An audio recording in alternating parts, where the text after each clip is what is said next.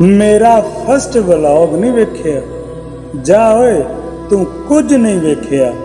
पहला व्लॉग मैं दिल दा कीता, पहला व्लॉग मैं दिल दा कीता, साफ मैं अपने दिल नू कीता। दूजा व्लॉग मैं अखां नाल कीता, जग दे दर्द नू दिल विच कीता। तीजा व्लॉग मैं हत्थां नाल कीता, तीजा व्लॉग हत्थां नाल कीता, अपने जख्मां नू आपे सीता। चौथा व्लॉग मैं ज़मीर दा कीता, अज तक किसे दा कुछ बुरा नहीं कीता।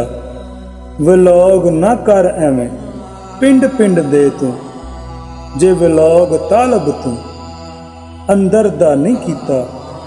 जे व्लॉग तू तालब अंदर दा नहीं कीता, फिर तू सजना कुछ नहीं कीता। फिर तू सजना कुछ नहीं कीता। अस्सलाम वालेकुम। तुहानू अज दी मेरी वीडियो व्लॉग दी कैसी लगी, इनका जवाब तुसी मैसेज बॉक्स दे विच देना है ते दसना है कि तुहानू ये व्लॉग कैसा लगा ते किस किस मेरे भरा ने अपने अंदर दा व्लॉग कीता है कि असी की हाँ। ठीक है ना, असी की हाँ खुद की पहचान करो, फिर किसी होर नू बुरा भला कहो।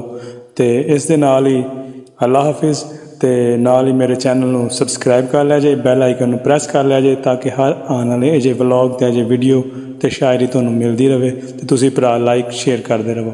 अल्लाह हाफिज़।